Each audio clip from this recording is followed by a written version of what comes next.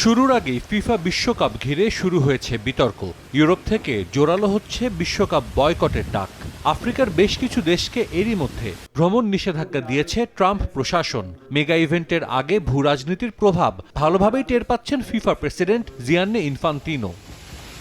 2026 FIFA বিশ্বকাপ যুক্তরাষ্ট্রের জন্য শুধু একটা ক্রীড়া উৎসব নয়, মার্কিন প্রশাসনের জন্য আন্তর্জাতিক ভাবমূর্তি পরীক্ষারও বড় মঞ্চ।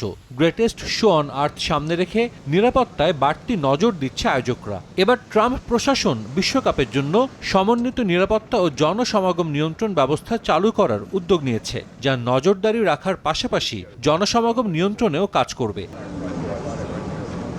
এ প্রযুক্তির মাধ্যমে বিশ্বকাপের প্রতিটি স্টেডিয়ামে থাকবে real time electronic monitoring, live camera feed, alarm status এবং জরুরি নির্দেশনা সবকিছুই দেখা যাবে অনলাইন ড্যাশবোর্ডে, যার ফলে প্রতিটি স্টেডিয়াম থাকবে ডিজিটাল নজরদারিতে। এই প্রযুক্তি শুধু নজরদারি নয়, দর্শকদের জন্য নিরাপদ ও উপভোগ্য বিশ্বকাপও নিশ্চিত করবে।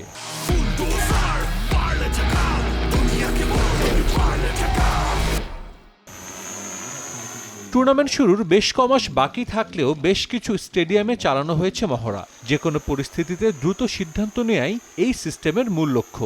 আয়োজকদের আশা, নতুন এই প্রযুক্তি আন্তর্জাতিক টুর্নামেন্টে নিরাপত্তায় নতুন মানদণ্ড স্থাপন করবে। আসন্ন ফিফা বিশ্বকাপ মার্কিন নিরাপত্তা সংস্থাগুলোর জন্য বড় এক পরীক্ষার মঞ্চ।